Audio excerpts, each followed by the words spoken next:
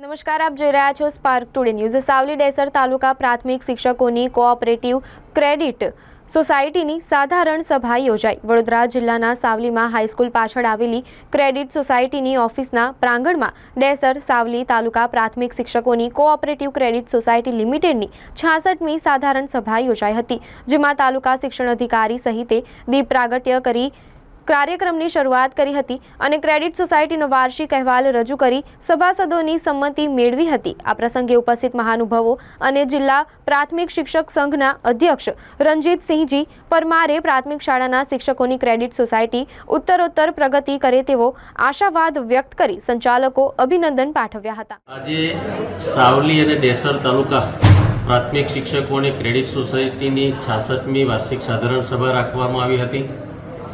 આ વાર્ષિક સાધારણ સભાની અંદર સમગ્ર વર્ષ દરમિયાન જે નાણાકીય લેવડ દેવડ થતી હોય છે એનું તારીખ સરવૈયું માન્ય મંત્રીશ્રીઓ દ્વારા સભાસદો સમક્ષ મૂકવામાં આવતું હોય છે।